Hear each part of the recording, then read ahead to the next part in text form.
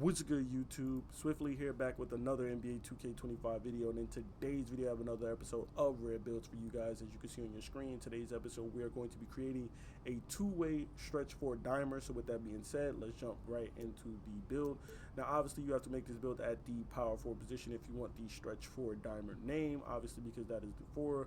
Height, I went 6'11" on the height, and then I left the weight and the wingspan default at 248 and 7'3", but you could tweak these things to your liking. It's totally up to your discretion. And then for the attributes, I went 84 on the close shot, I went 80 on the driving layup. Driving dunk, I put up to 52. Same thing with the standing dunk, I went up to like 57 on that. And then post control, we went with a 59 on the post control. Now obviously we didn't go super crazy or whatever on the finishing. But that's mostly because this build is also going to be about, playing defense and stretching the floor. But I did want to have some finishing on this build because I always tell you guys on this channel, you don't want to be one-dimensional. You don't want to just have shooting on your build, and then when somebody's like face guarding you, holding L2 on you the entire game, they're not leaving, they're not helping their team or anything or help defense. They're literally just holding L2 on you and guarding you. Guess what? You're not going to be able to score at all. So you want to have some type of finishing. You want to stretch the floor, you want to be able to shoot and whatnot, but you also want to have some finishing. So that's where that 80 layup comes in, and that 84 close shot. Not so much that you're going to be posting up or anything like that or playing out of the post, but that 84 close shot, what it does give you is the ability to go down low. It gives you the ability to throw up some floaters, right?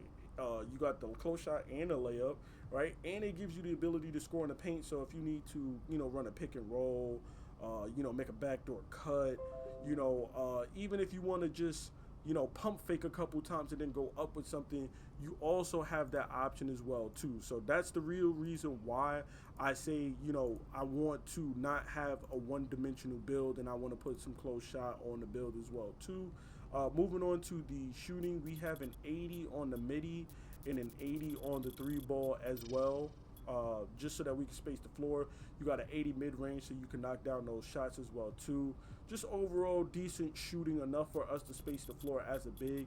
And then for the free throw, I just maxed it out, went with a 93. That's just me. You obviously don't have to do that, but I like to have free throw on my build, as I only play 5v5. I don't really play park or theater or anything like that, so I usually get to put my free throw to use. Obviously, for those of you who play park and whatnot, you can obviously drop this to like an 80, 75 and be cool there.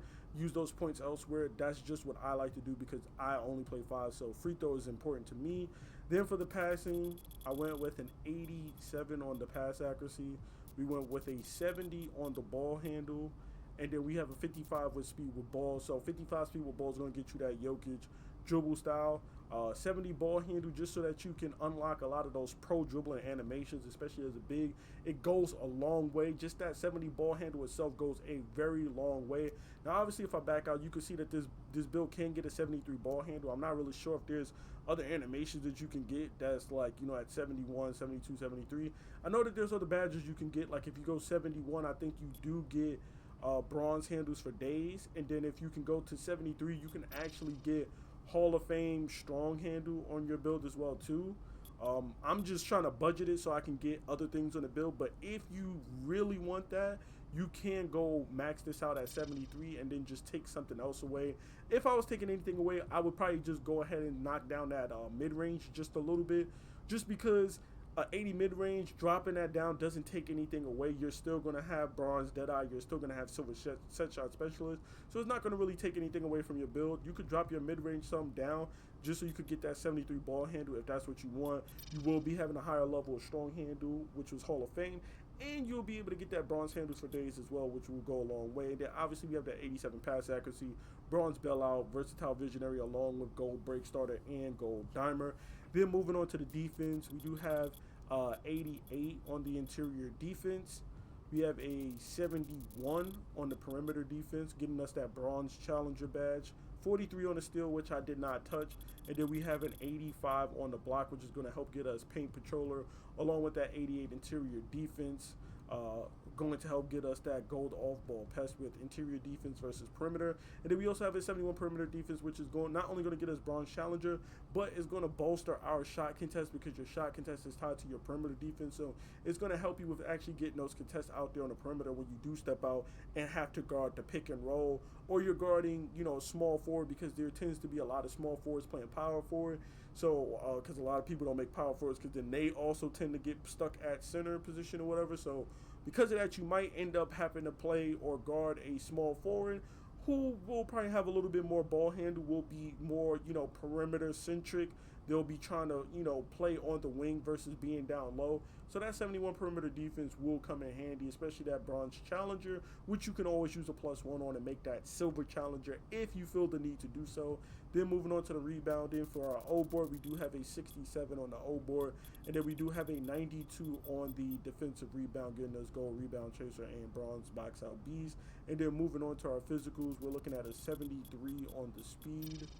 We're looking at a 62 on the agility. We're looking at a 91 on our strength. And then for the vertical, we're looking at a 67 on the vertical, just so that we can get that silver area wizard, bronze high flying denier, and bronze pogo stick.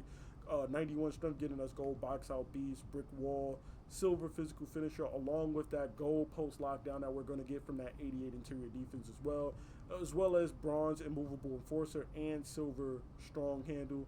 And then of course 73 speed and 62 agility, which is going to help get us bronze shifty shooter, as well as high flying denier. And then that 92 D board is going to help us get that gold box out beast, pogo stick, and gold rebound chaser. Just a decent, well-rounded build. Like, I really like this build. Some nice, cool, rare name, two-way stretch for a dimer, but it's also not such a bad build, as you will be able to, stretch the floor. You'll be able to rebound. You'll be able to play defense, whether it's inside, interior defense, getting blocks, or outside on the perimeter with your 71 perimeter defense. You have some ball handle where you can put the ball on the floor. You have exceptional passing with an 87 pass accuracy, getting you versatile visionary, some bailout, as well as break starter and dimer. You have enough shootings for you to space the floor. And then you even also have some finishing where you can go down low, run the pick and roll as well too.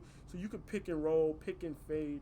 You can kind of even ISO with this build, because you're going to have a 70 ball handle, which means you're going to have pro dribble animations as well on this build.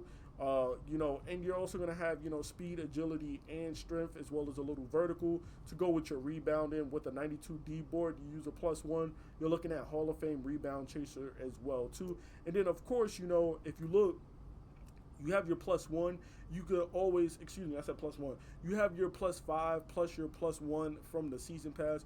You can always use your +5 and get your defensive rebound. Well, you only need +4, but you can get up to a 96 D board, right, for Hall of Fame rebound chaser, and then use your +1 to get legend rebound chaser. So this build can get legend rebound chaser if you choose to do so. Just showing that you can bolster your rebounding and just get a little bit better. If you feel like gold rebound chaser is not enough, or even +1 for Hall of Fame rebound chaser isn't enough, you can always, bolster that down with your +4, and then use that +2 elsewhere on your build. Maybe go pass accuracy, maybe go mid-range, maybe close shot, or driving a layup, or even go higher on your strength. It's totally up to you what you do. But then, of course, when we create our build, you'll see the shades of. We see Jerry Lucas, we see Evan Mobley, and we also see Tobias Harris. And then, of course, our build name, which is the two-way stretch for a dimer. So there you have it. This is my two-way stretch for a dimer build for NBA 2K25. Please be sure to drop a like, comment, and subscribe for more NBA 2K25 content. And, of course, more rare builds like this. I'm out, y'all. Peace.